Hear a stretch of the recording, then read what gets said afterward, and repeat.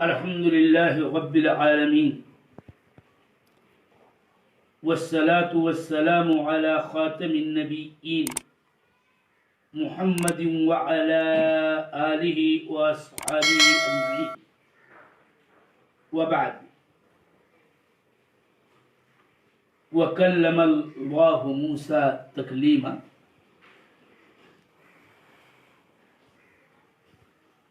عقیدہ کا درس کتاب واسطیہ سے جاری ہے۔ اللہ تعالی مجھے اور میرے مستمعین و متابعین کو فائدہ پہنچائے۔ میں اس بات کو اچھی طرح سے جانتا ہوں کہ اس طرح کے خالص دینی موضوعات کی سوشل میڈیا کے بہت سارے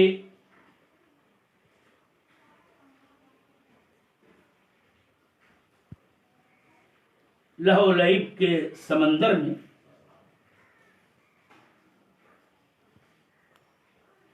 بہت ظاہری طور پر کم اہمیت کی حامل شے ہے، لیکن ان کے لیے یقیناً ایک بیش بہا خزانہ ہے جو اسلامی عقیدے کی اہمیت سے معمولی بھی آشنا ہے، اور اسی اقل قلیل طلبہ و اہل علم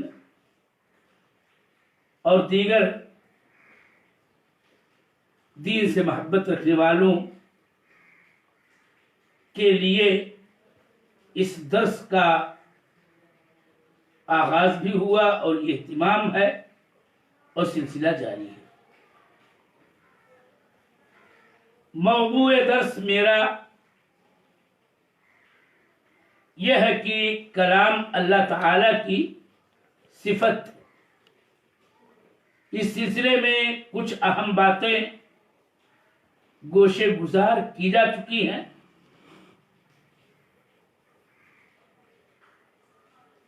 اور ہم اہل سنت والجماعت کے اس صفت کلام للہ جل وعلا کے سلسلے میں عقیدے کا ملخص یہ ہے کہ کلام اللہ تعالی کی صفت ہے۔ اللہ ہمیشہ سے متکلم ہے کہ جیسے چاہتا ہے وہ کلام کرتا ہے، جب چاہتا ہے، جس گھڑی چاہتا ہے، اور اس کی یہ صفت اس کی مشیت و قدرت کے تابع ہے۔ نوع کلام قدیم ہے، لیکن اس کے آحاد و افراد میں تجدد و حدوث یقیناً ہوتا ہے۔ دلائل سے یہ بات ثابت کی گئی۔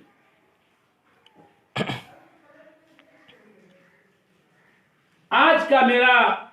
اصل موضوع درس جس پر میں گفتگو کروں گا وہ ہے مسئلہ کلام میں اصحاب زیغ و ضلال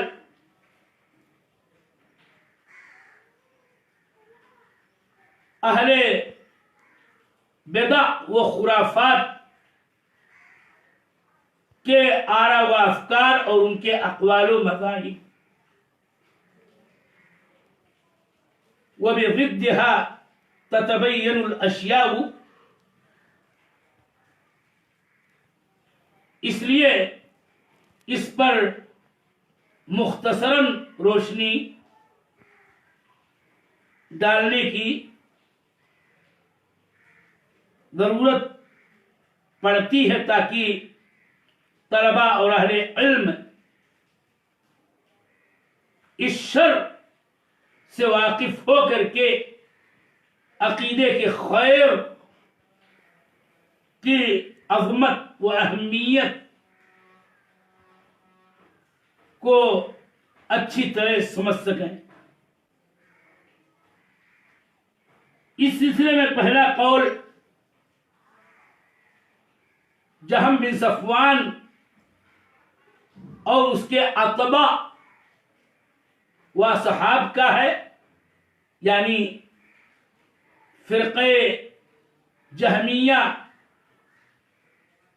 جو صفات کے بعد میں نفی و تعطیل کا نظریہ رکھتے ہیں. تو یاد رہے کہ اہل تعطیل جہمیہ کا قول کا خلاصہ یہ ہے کہ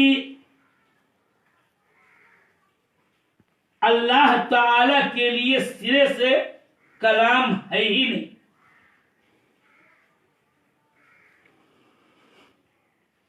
وہ کہتے ہیں کہ اللہ تعالی سرے سے کلام سے متصف نہیں ہے، وہ متکلم نہیں ہوتا ہے، وہ کلام والا نہیں ہے. فعلی کل حال یہ فرقہ اللہ تعالی سے صفت کلام و تکلم کے نفی اور اس کی تعطیل کرتا ہے. کلام کی تفسیر ان کے نزدیک اور اس کی وضاحت ظاہر سی بات ہے کہ قرآن کے نصوص میں اللہ کی طرف کلام کی نسبت ہے، جیسے کہ وَلَمَّا جَاءَ مُوسَىٰ لِمِيقَاتِنَا وَكَلَّمَهُ رَبُّهُ وَكَلَّمَ اللَّهُ مُوسَىٰ تَكْلِيمًا مِنْهُمْ مَنْ كَلَّمَ اللَّهُ جیسی آیات ہیں. تو بہرحال یہ کلام کی کیا توضیح کرتے ہیں، ان نصوص کا کیا معنی بتلانا چاہتے ہیں. یاد رہے کہ وہ یہ کہتے ہیں کہ کلام یہ اللہ کی مخلوقات میں سے ایک مخلوق الگ کہ جس کو کلام کہہ دیا جاتا ہے. اور یوں اس فرقے کا مشہور عقیدہ ٹھہرا کہ جو قرآن جو ہمارے نزدیک کلام اللہ المنزل ہے، اس کو یہ کہتے ہیں کہ وہ مخلوق ہے، اور اسی مخلوق کو اللہ نے اپنا کلام کہہ دیا ہے. اور یوں الکلام مخلوق منفصل مثل مخلوقاتہ، اللہ کے مخلوقات کی طرح سے یہ بھی ایک منفصل مخلوق ہے. ظاہر سی بات ہے کہ یہ صفت باطل ہے، اور یہ قول باطل ہے، یہ نظریہ حد درجہ فاسد ہے، اس لیے کہ اللہ جل وعلا کی یہ صفت ہے اور صفت ذات کی طرح سے ہوتی ہے. جیسے اللہ جل وعلا معاذ اللہ خالق ہے، وہ مخلوق نہیں، ایسے ہی اس کی ذات کی طرح سے اس کی تمام وہ صفات جو قرآن و سنت کے اندر اور ان کے نصوص میں موجود ہیں وہ بھی مخلوق نہیں ہیں. اور فتنہ خلق قرآن بہت مشہور و معروف فتنہ رہا ہے. دوسری اور تیسری صدی ہجری کے اندر، اور امام احمد بن حنبل کی قربانیاں کون نہیں جانتا ہے، پوری تفصیل किताबों में महफूज वो मकतूब है,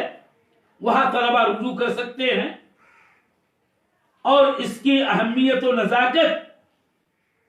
के साथ साथ इस कौल की खतरनाकी और उसके फितनों व फसाद की पूरी तारीख पढ़ सकते हैं, जान सकते हैं, मालूम कर सकते हैं। और हकीकत यह है कि यह कौल उसका फसाद व बुतलान इतना वाज़ेह है कि अहले हक के लिए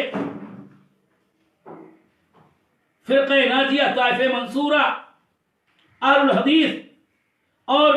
अहलुल हदीस के अक़ाइद व मनाहिज से वाकिफ और मामूली भी शुद्ध रखने वाले के लिए इसके इब्ताल और इसकी तरदीद में कोई शुबहा नहीं हो सकता है। दूसरा कौल, मेरे मोहतरम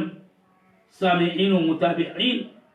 मसअले कलाम के सिलसिले में दूसरी राय और दूसरा कौल अहले एतवाल का है, यानी मुअतज़िला का कौल। मुअतज़िला का कौल जहमिया के कौल से मिलता जुलता है, मगर फर्क सिर्फ इतना है कि जहमिया सिरे से इस सिफत का इनकार करके उसकी मुकम्मल नफी करते हैं और अल्लाह ताला से सिफत कलाम को सल्ब करते हैं और डायरेक्ट कहते हैं कि ये मखलूक है। मगर मुअतज़िला थोड़ा सा फर्क यूं करते हैं कि वो ये कहते हैं कि कुरान मखलूक है, ऐसे ही जैसे जहमिया कहते हैं, मगर मुअतज़िला ये कहते हैं कि अल्लाह ताला ने उसको नफसे जिब्रील में पैदा किया और जिब्रील ने अपने नफस के अंदर पैदा शुदा कलाम को मुंतकिल किया और उसकी ताबीर की या उसकी हिकायत की। ये भी दकीक सा फर्क है कि बाज हिकायत करने वाली बात कहते हैं, बाज ताबीर करने वाली बात कहते हैं। मैं उस तफसीर में नहीं जाना चाहता। तो मुअतज़िला ये कहना चाहते हैं कि मुख्तलिफ अहवाल व मकामात में अल्लाह ताला ने कलाम को पैदा किया, यूं कलामुल्लाह मखलूक है। मजीद शरह तौदीह के लिए आप मेरी बात तवज्जो से ये सुने कि मसलन मुअतज़िला ये कहते हैं कि मूसा ने जो अल्लाह का कलाम सुना उसको अल्लाह ताला ने शजरा के अंदर पैदा किया, और ऐसे ही मुख्तलिफ अल्लाह ताला वाला के कलाम करने की शरह तौदीह और उसकी तफसीर मुअतज़िला यही कहते हैं कि मसलन उनसे कलाम किया तो उस कलाम को फूला चीज ने पैदा किया, फूला जगह पैदा किया, फूला के अंदर पैदा किया, वह हाकज़ा।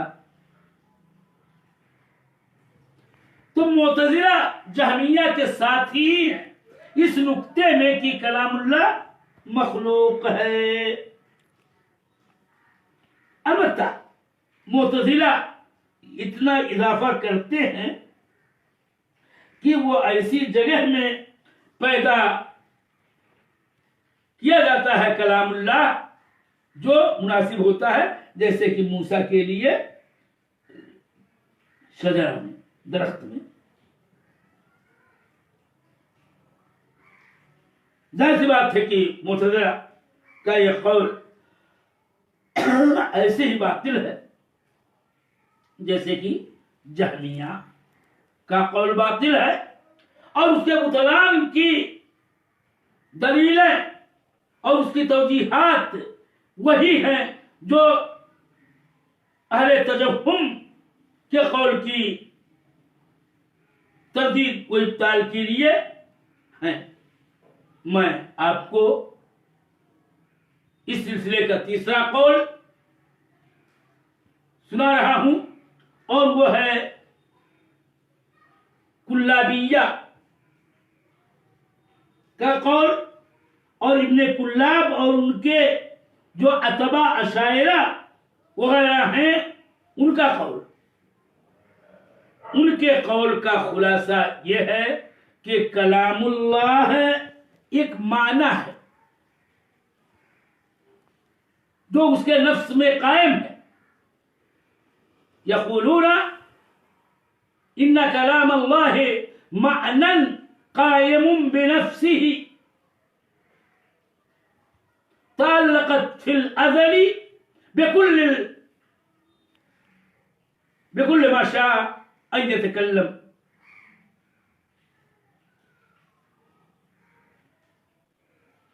اور اللہ کے جتنے کلام ہیں، مثلا تورات، انجیل، قرآن پاک، اس کے بارے میں کلابیہ یہ کہتے ہیں کہ یہ اسی ایک معنی قائم بنفسہ کی تعبیریں ہیں، اور ان کی یہ جسارت بیجا ہے کہ یوں کہا کرتے ہیں کہ اگر وہی معنی اس کی تعبیر عربی زبان میں ہو تو اس کو قرآن کہہ دیا جاتا ہے، اگر سریانی زبان میں وہ تعبیر ہو تو اس کا نام انجیل رکھ دیا جاتا ہے، اسی معنی نفسی کی تعبیر اگر عبرانی زبان میں ہو تو اس کو تورات بولا جاتا ہے. یعنی وہ ایک معنی ہے، اور ایک معنی کہنے کا مطلب آسان زبان میں جو میں آپ کو بتانا اور سمجھانا چاہتا ہوں یہ کہ گویا کلابیہ یہ کہنا چاہتے ہیں کہ کلام اللہ حروف و اصوات کے ساتھ نہیں کہ اس کو سنا جائے، اور اس طرح سے گویا یہ کہنا چاہتے ہیں کہ موسیٰ نے کلام اللہ کو طور سینا کی مبارک وادی اور بقعہ مبارکہ میں نہیں سنا، یا کسی بھی نبی نے جن سے اللہ تعالیٰ کا کلام کرنا نصوص کتاب و سنت میں ثابت ہے، وہ کوئی بھی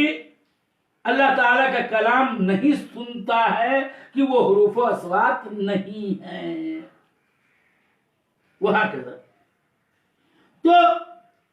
کہنا یہ چاہتے ہیں کہ وہ معنی نفسی ہے، اور اللہ تعالیٰ اس کو جبریل کے اندرون میں ڈالتا ہے. نفس کا بھی لفظ استعمال ہے اور روح کا بھی وہ لفظ استعمال کرتے ہیں کہ کلام اللہ کا مطلب یہ کہ وہ معنی ہے یلقیہ فی نفس جبریل یا فی روح جبریل، اور جبریل پھر اسی معنی کو مختلف تعبیروں میں منتقل کرتے اور بیان کرتے ہیں، اور اسی کا نام کلام اللہ ہے. یعنی ایسا نہیں ہے کہ کلام اللہ اللہ کی حقیقی صفت ہے کہ یتکلم بحروف و اصوات ویسمع کلامہ، کہ اللہ تعالی حقیقی صفت کلام سے موصوف نہیں ہے کہ وہ حروف و اصوات کے ساتھ بولے، پکارے، ندا دے، حدیث کرے، کہے کہ اس کو سنا جائے، نہیں، بلکہ جبریل ہی خود مختلف تعبیروں میں اسے بیان کرتے اور منتقل کرتے رہتے ہیں. یاد رہے کہ اشاعرہ، کلابیہ، ماتریدیہ سب کا مجموعی طور پر یہی قول ہے کہ ہاں کلام اللہ معنی نفسی کا نام ہے، وہ حروف و اصوات نہیں کی ہاں جس کو سنا جائے، اور نہ یہ کہ اللہ تعالی کے کلام کے افراد و آحاد کے اندر تجدد اور حدوث پیدا ہوتا ہے، نہیں، کچھ نہیں. اور ان کے قول کا رد و ابطال ہم تھوڑا سا ضرور آگے چل کے کریں گے کہ ان کا یہ قول بہت ہی عام رہا ہے. ایک قول اور ہے، اور وہ ہے در حقیقت ملاحدہ، فلاسفہ اور بعض صوفیوں کا، تو فلسفیوں کا اور صوفیہ میں کے بعض طوائف کا ایک طائفہ کا قول ہے جو چوتھا قول ہے مسئلہ کلام میں۔ اور ظاہر سی بات ہے کہ ایک بات میں واضح طور پر کہہ دوں کہ فلاسفہ کی تو ساری دنیا ہی باطل اور فساد پر مبنی ہے ہی، بہت ساری باتیں چیستہ سی ہوتی ہیں کہ اس کا حقائق سے تعلق نہیں ہوتا ہے، گرچہ وہ معقولات کہا جاتا ہے۔ مثلا ان کا قول یہ ہے کہ کلام اللہ در حقیقت حکمت کے معانی میں سے بہترین معنی کا نام ہے کہ جس کا نفوس پر فیضان ہوتا ہے، اور وہی کلام اللہ ہے، اسی کو کلام اللہ کر دیا جاتا ہے۔ یعنی آدمی کوئی حکمت کی، دانائی کی اچھی بات جو ان کے اعتبار سے وکلا کی نگاہ میں اچھی ہو، عمدہ ہو، خیر پر مبنی کوئی بات ہو، اور یہ کہنا یہ چاہتے ہیں کہ اس کا نفوذ انسانی پر فیضان ہوتا ہے، اور وہی کلام اللہ کہہ دیا جاتا ہے۔ پھر یہ بھی ہے کہ ان کے قول میں یہ نقطہ آپ توجہ سے سنیں، کہنا یہ چاہتے ہیں کہ کبھی یہ فیضان کیا جانا عقل فعال کی طرف سے نفوس خیرہ پر مباشرتاً ہوتا ہے، عقل فعال نفوس پر اس کے استعداد کے مطابق فیضان کرتا ہے۔ کبھی ایسا ہوتا ہے کہ یہ افاضہ والی بات عقل فعال کی جانب سے آدمی یا آدمیوں کے دل پہ ہوا کرتا ہے، کبھی یہ افاضہ و فیضان معنی حکمت میں سے کسی اچھی بات کی وہ مختلف واسطوں سے ہوتی ہے۔ یہ ہے خلاصہ فلاسفہ اور بعض طوائف صوفیہ کا۔ اور اس میں اگر یہ بات میری درست ہو تو یہ کہنے میں حق بجانب ہوں کہ یہی وہ نقطہ ہے کہ دلوں پر گویا کلام اللہ کا فیضان عقل فعال کی جانب سے ہوتا ہے، یہی صوفیوں کے خود مرتبہ الہ پر فائد ہونے کی عیارانہ، مکرانہ، ملحدانہ، زندیقانہ کوشش ہے۔ وہ یہ کہنا چاہتے کہ ہم جو بات بولیں وہ سمجھو کہ وہی کلام اللہ ہے، اور اس طرح سے اپنے کو مقام ربوبیت اور مقام الوہیت پر فائز ہونے کا باطل دعویٰ کرتے ہیں کہ جس کے اندر اور ان کے جال میں اولیاء الشیاطین من الجن والانس گرفتار بسا اوقات ہو جاتے ہیں۔ تو بہرحال جیسا کہ ایک بات کل ہی کہی گئی تھی کہ مسئلہ کلام ان اہل بدعات کی تشریحات کی نگاہ میں ایک پیچیدہ اور طویل مسئلہ ہے۔ ہم اسی قدر پر اکتفا کرتے ہیں، اور کل ملا کر کے مسئلہ کلام میں ارباب غیب و ضلال کے اقوال 4 ہوئے۔ جہمیہ جو کلام اللہ کو مخلوق کہتے ہیں، اور معتزلہ جو کلام اللہ کو مخلوق کہتے ہیں مگر کہتے ہیں کہ مناسب کسی جگہ میں وہ کلام پیدا کیا جاتا ہے۔ اور یہ معتزلہ کی چالاکی ہے، اور اپنی جانب سے ان کی ایک ایسی ہوشیاری ہے کہ جس سے جہم بن صفوان آری رہا ہے،